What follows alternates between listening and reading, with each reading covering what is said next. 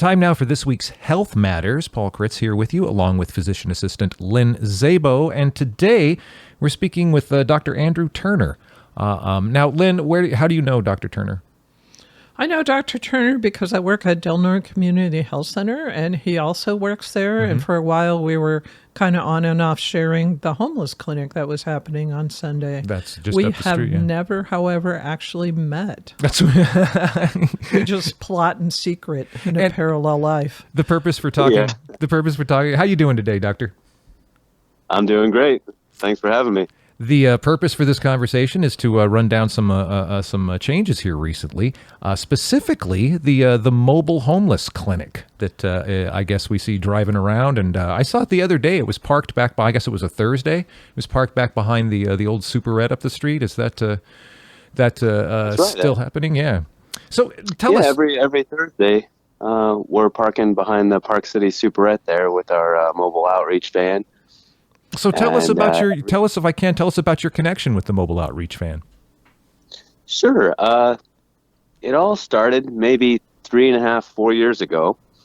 I was working at the prison, and I finally got sort of comfortable with where I was at in my life with my workload and my free time and my finances. And I said, hey, I've always wanted to do an outreach clinic.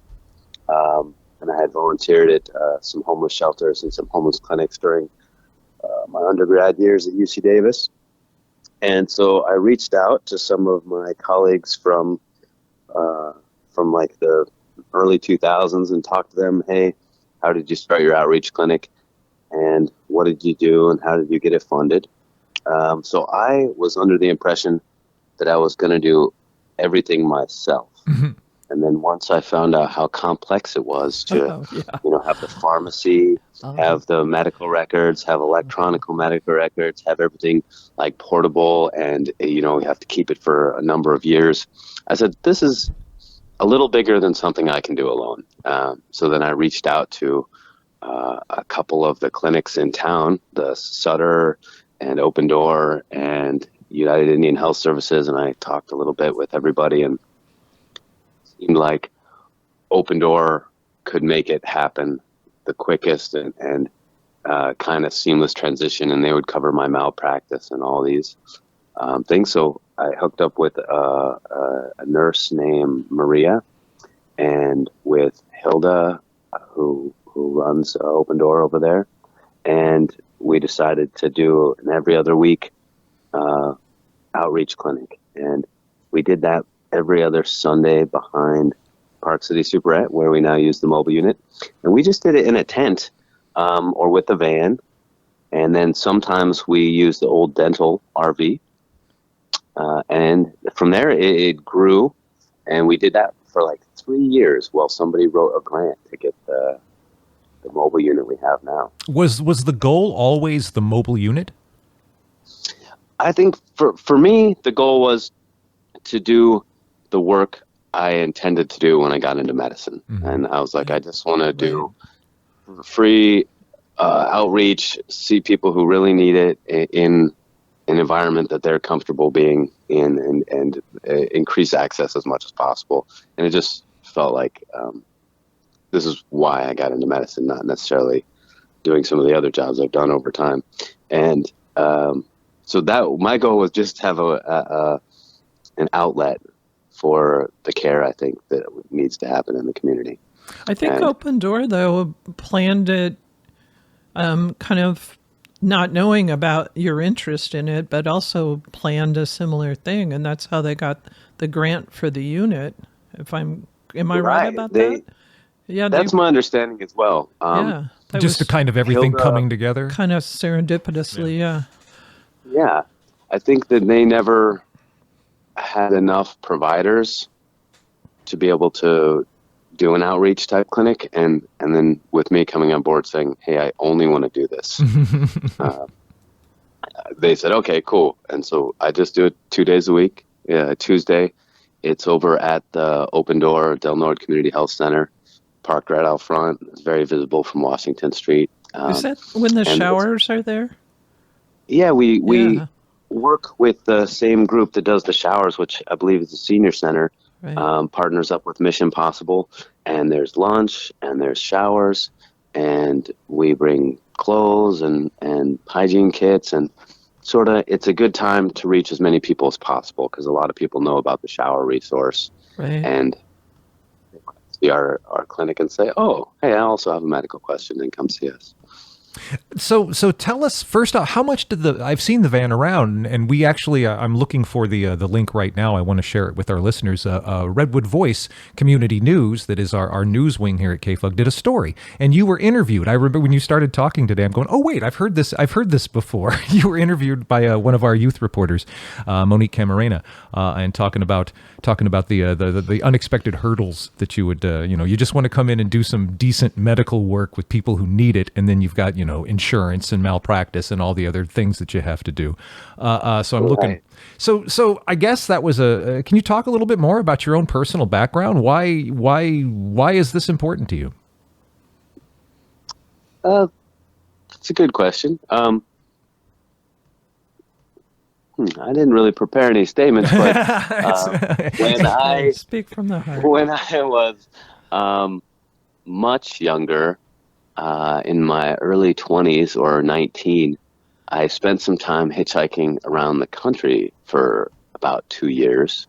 And in that time, I worked odd jobs, but, lived outside and was what I called it was like an adventure that I was on. Mm-hmm. But in that journey, I was in lots of different cities and rural areas and mingled with all kinds of people in different stages of their lives. Some were homeless, some were couch surfing, some were travelers. And so I got to see a part of the country and a part of like our regular social community that not everyone sees. And I was helped by so many people and had so many great experiences where you just share something and part of your life with somebody and overcome a challenge together. And many years later, when I said, oh, I'm going to go to college and try and do something with my life, it wasn't originally medicine. I was just going to try out some college. And then I got inspired into medicine by an uncle of mine who would do volunteer work internationally. Anytime there was a disaster, Awesome. He was an ER doc in Contra Costa County, and he would get his friends together. They started a company called Medical International, and they'd say, oh, there's a tsunami in Thailand. Let's all get together. Let's get all the medical supplies we can from all of our friends and all of our warehouse and just fly over there and see if we can interact with, the World Health Organization or anybody who's on the ground doing something. So they would go sort of just unprepared and fly by the seat of their pants and do these medical adventures. And he always talked about it like it was the most fun, right? He's doing direct care to people who need it right then. He's on an adventure in another country. He's meeting new people and always meeting people who are also interested in medicine, in travel, in helping. So you end up with a good community around you. And I said, oh, that sounds fantastic. And from there, I decided to go to college more and pursue pre-med and medicine. And while I was at UC Davis, they have a really great program, a partnership with the medical school, with the undergrads, where they have 7 free clinics. Wow. Oh, yeah. Each one serves like a specific demographic within the community. So one is like reaching out to recent immigrants who are Muslim. One is reaching out to undocumented people from South America. And another one is reaching out to the homeless community or the unhoused community. And another one reaches out to the Vietnamese community. And Sacramento is like a very diverse city. Mm-hmm. So there's one reached out to people who are sex workers. And so each clinic had like a specific target audience. So I volunteered to be part of the Willow Clinic, which is the outreach for homeless people. And I thought it was really enriching. It was a great program. I met a lot of cool people. And so I knew that when I finally became a physician, I would want to do something like that. Wow. That's really awesome. How did you end up here? Yeah, I'm thinking you've traveled the world, you've done this. Why here? I mean, there's obviously a need for this kind of compassion and care up here, but how did we get on your radar? Yeah, well, I finished residency. So, brief story is I went to West Virginia for medical school. I did osteopathic medicine. Um, then I did residency training with an MD program in Stockton, California, at San Joaquin General Hospital. So it's the county hospital in Stockton, and that was a great program. And it was also partnership with UC Davis, so I got to be tied back into that network. And when I finished, I said, I need to take a break from doing anything medical. So I'm just going to go on a road trip across the country, put my kayak on the top of my car, and said, I'm just going to go drive and visit all my friends and family around the country. Was this a second road trip, a second trip across country? Yeah. Oh, I have gone across the country by train, by bus, by hitchhiking. Right on. I can't even count the times. Wow. I've hitchhiked like 5 times across the country, north, south, east, west. Been to every state. What part of the train? Hop in boxcars. I have never train hopped. I wish I could. Oh man. It never worked. Once I got on a train, there's a side story too. Once I jumped on a train and it was going very slow and it went about 100 yards and stopped. And we waited an hour. We're like, okay, it's going to go again. It's going to go. And the train yard police officer comes by and he goes, actually, this train is not going anywhere else till tomorrow. So me and my friends said, dang it. So we jumped off and went hitchhiking. So that was my attempted train ride. It didn't work. So leaving Stockton, I drove north here to Humboldt County, where I have an aunt and uncle who are just an amazing inspiration to me and are amazing gardeners and do community outreach and just great people. And I said, they said, what are you going to do? You're a doctor, you finished residency. And I said, I don't know. I'm going to travel around a bit and maybe I'll do some traveling doctor work, which they call locum tenens, but I always just call it substitute doctor. Yeah. And I was up here and they said, well, have you checked out Open Door? Because they say this is a great community outreach. It's been around since the late 70s and it's always trying to, just improve the community. And I had never lived near the coast or the ocean. So I said, I'll take a look at it. And did my adventure across the country. But then I started looking online a little bit about Open Door and their need. And so I partnered up with one of these substitute doctor companies that rents you out. And so I ended up working with Open Door in Fortuna, and I got to live near the ocean, got to see the redwoods, and I said, oh my God, this is great. Then I partnered with them and did Willow Creek. I worked with them in Willow Creek. And then COVID happened, and I decided to work in the hospital because there was a big need at the time. So then I was a hospitalist at Redwood Memorial in Fortuna. So it was kind of three or so years in the Humboldt area, and I thought, I really like this here. And then I decided to try surfing. And somebody invited me to come to Crescent City, and I went and I stayed one day in the beach hotel there in January, and it was one of these Januaries where it was 65. We had some last week, even maybe this week, where it was 65, and the surf was amazing, and I'm just total amateur. We went and did Stout Grove and Boy Scout hike and went and saw the Smith River. And I said, I am moving to Crescent City. So great. So completely fell in love. And I just went to the hospital. I had promised them I'd work there a year. So I worked a year and a half for them. And then I just Googled doctor jobs, Crescent City. I had no plan. I just knew I wanted to live up here, and the prison came up, so I made a relationship with them, and I worked there several years. And while working there, I met Hilda and Maria, and decided to do the outreach. And now I'm just going to be doing the outreach for a while, and I'm taking a break from the prison now, so that I can focus on it. Cool. So absolutely cool. Do you when you mentioned Stockton, I was wondering, do you, in Fortuna actually, do you speak Spanish? Are you fluent? Unfortunately, I don't. No, I'm actually pretty embarrassed. We grew up in California. I should be able to speak Spanish. I took Spanish in high school. I took Spanish in college. I am very rudimentary. I could say, where does it hurt? How are you doing today? And that's about it. And I really wish I had retained more or kept engaging and practicing, but unfortunately, no. It'd be super cool to bring the mobile unit up to Smith River. Oh, absolutely. And Yeah. this is Hilda tells me that's one of her goals. Oh, awesome. She would really like to do that, and they have some other exciting programs too. It's all sort of in process, so I can't say that any of it's like concrete. But I think they're going to do school visits with the van. Oh, wow. We hope to visit Smith River, Right. but all this stuff is still trying to dot the i's, cross the t's, make sure all the Right. partnerships are in place. But Exactly. this is some of the goals. Yeah, Hilda's got a great vision for it. Yeah. You No, know, UHS is super. They have a smaller unit, but it looks to me like it's more able to go like maybe on country roads. And my hope is they'll take it to the brush dances and other cultural events for that community would be super cool. But everything moves so slowly. Yeah, The yeah. need moves fast and the response is slow. Well, let's do that. Let's talk about, if we can, let's talk about the mobile unit itself and its capabilities. Now, we keep calling it a van, but it's bigger than it's an RV, right? I mean, It's big.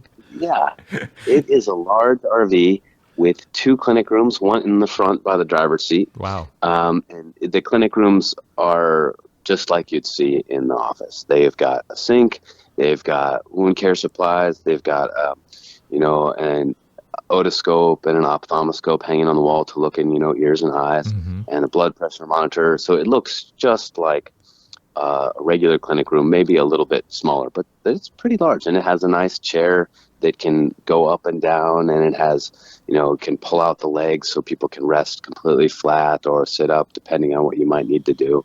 We have all the capabilities of doing procedures, and the most exciting part is we have the ability to do labs. So there's a clinic room in the front, there's a clinic room in the back, there's a bathroom in the middle, and then there's a little lab. So we can spin down blood, we can draw blood work, and usually the medical assistant or nurse that accompanies me is also able to do phlebotomy. So That's cool. I didn't realize you could it's draw. really cool. That's good. Drawing blood. Yeah, it's got some fridges in it too, so we can carry some vaccines, and especially want to bring tetanus with us because I see a lot of people who have minor cuts Right. or even big wounds where I go, oh gosh, I really you need a tetanus shot, and we're not sure if you've had one anytime recently. Right.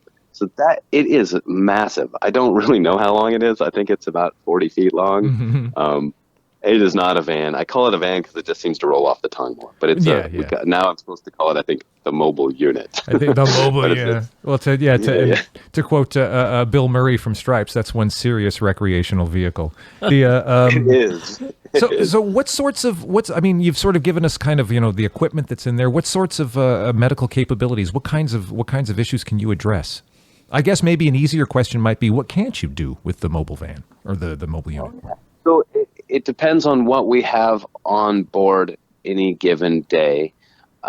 If I know we're going to do something, I could do as much as a skin biopsy, joint injections, toenail removal, things like this. If I know that somebody has a need, right? I don't necessarily have all the equipment all the time, but if someone has an abscess or a wound, we can do incision and drainage. That's where you numb up the wound or the abscess and you open it and drain out the pus. And I can do a culture of that and sample it and send it to the lab so we make sure we're treating it with the proper antibiotics if that's required. We can do everything from women's health. Like I could put in a Nexplanon, which is a small inserted piece of synthetic material that you put in the arm to provide long-term birth control. I could do IUDs if we know, then we can bring it with us. We have all the equipment to do women's health, like pap smear exams and things like that, if that's needed. What we can't But do, not OB, really, huh? You did. I have not had anyone ask for prenatal care. Yeah, so pregnancy-related stuff. Yeah, okay. It's possible, but if there's somebody who's more qualified or who can have a more continuity of care with the patient, I'd rather have them see that, right? If they're going to deliver the baby, if they're going to have a relationship. I saw a few when I was working behind the superette, and they were coming for problem-oriented stuff. but pretty much that was the entryway to prenatal care at Sutter for them. So that was helpful. So Yeah, if someone can get their foot in the door of the medical system, then I Right. hope that if they have a higher need, we can refer them to who they need to see, whether it's dermatology or dental. Okay, what I can't do, which is one of our biggest needs, is dental work. I've never done dental work. I wasn't trained to do dental, right.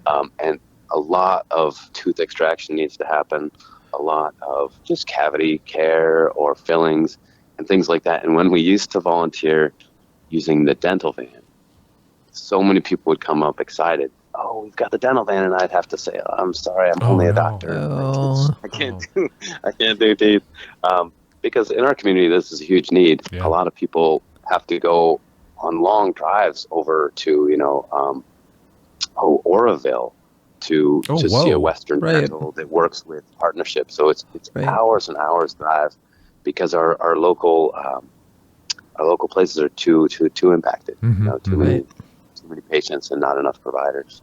So how long now has the mobile unit been mobile in the community?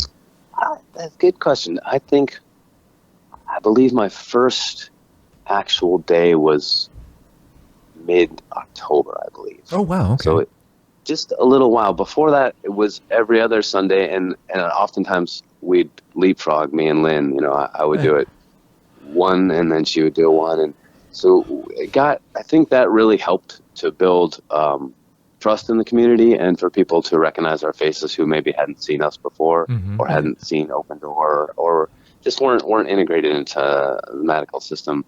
And now that we do it on Tuesdays and Thursdays and we do it at the same time as the showers, the number of people we see is a lot greater. And because it's twice a week and it's more consistent, instead of every other Sunday, you can't always remember. Right. I think we're reaching a bigger audience and able to do a lot more follow-up care. Right. Hey, I want to do a shout out to your MAs. I know you work a lot with Sean, but is there anybody else we should recognize for their help in this? Because they're pivotal. Well, Hilda is pivotal in getting the whole thing arranged. Right. And who's your Katie? nurse? Do you know your nurse? Katie is an LVN and an MA. That was. I'm sorry. Let me her. interrupt. That was garbled. Who's the nurse again? What's her name? Oh, Katie. Katie. Cool. Awesome. And she's an LVN and works as a medical assistant primarily, but she is getting her certificates, and she also is able to draw blood there. And another gentleman who was working with me, but he's on leave right now because he recently had a child. It's Carlos, the man. Yeah. And then if either of them are either on vacation or out, we have a series of people rotating. And yeah, it's really nice. It's absolutely essential to have someone there helping. And Their then dedication. Hilda herself is phenomenal. And Hilda is there almost every week as well, checking the patients in, giving people, if they don't need to see the doctor or the nurse, maybe they just need some socks or something like that. We've got socks and which brings me. and fentanyl test strips and That actually brings me to a question. Socks are big in the homeless community or houseless community.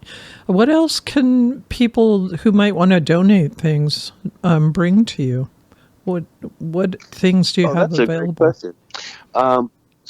We would really love if anybody in the community wants to donate socks, especially during winter, because your socks get wet and it's going to rain. Stay for wet. 5 days. Yeah. And they're going to stay wet, and there's no way to dry them out, and you don't have a dryer or any way to really take care of that. So socks are really essential for keeping foot hygiene and preventing infection. And so socks, shoes are super great too. If anybody has gently used shoes they would love to donate, or new shoes they'd love to donate.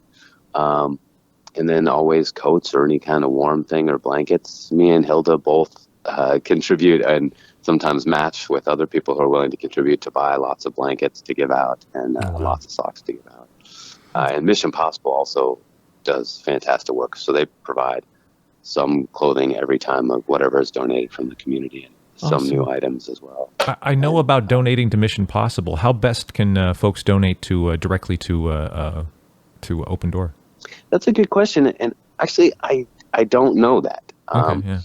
In the employee kitchen, we have a box for donating socks, blankets, and clothes, but that's only really for the employees. So I don't know if there's a donation bin in the front, or probably the best way is to donate to Mission Possible, because they're already seeing people every day. They're out in the community every day. They know who is in the greatest need and who may benefit from whatever it is you happen to be able to donate. So they'll also be there on the days that we're there. Yeah, so as long as it's reaching the community, I'd say give it to Mission Possible. Right. So, I mean, we've talked about what you can and can't do with the mobile unit. What sorts of issues do you encounter regularly? Is there kind of a medical profile to the community that utilizes the mobile unit? No, it's highly variable. Some people have come just because they needed to be seen at their regular provider, whether it's Sutter or Stalent or IHS or wherever their regular providers, but they can't get an appointment that day, or they missed their appointment, and so they just want to stop in to say like, oh, I haven't checked my blood pressure in a while, and how am I doing? So we'll see anybody in a walk-in basis. So some days it's just a blood pressure check, or maybe somebody has a long-term issue that they've been afraid to address, like, what is this spot on my skin? Would you look at it? And I could say, oh, it's just a mole. Or I could say, oh, you know what? I'm not sure. We could biopsy that for you.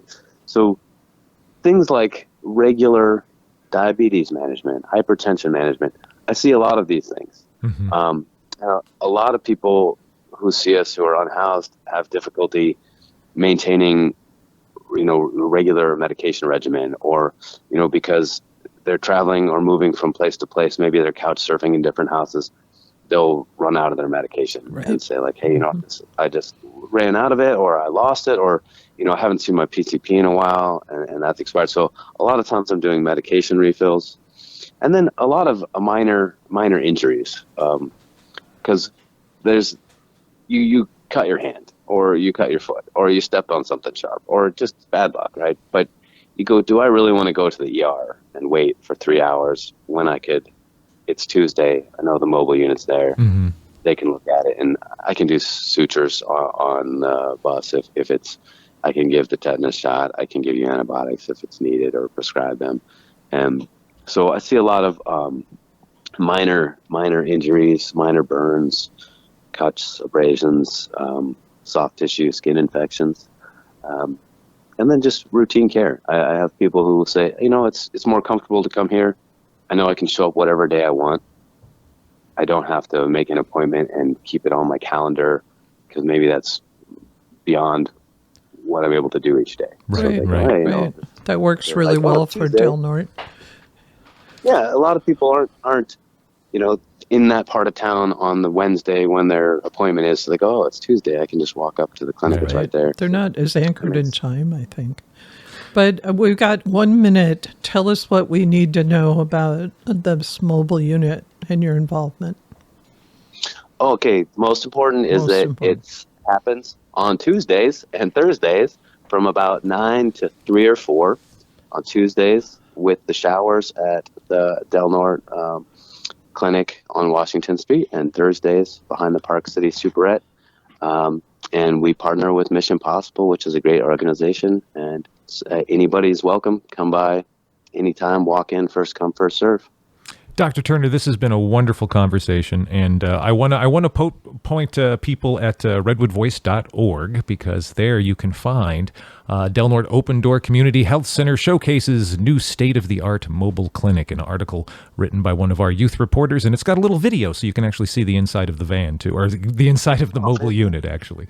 So, hey, thank you very much for talking, and wow, anything else you want to add? No, I appreciate your time. I love the radio station.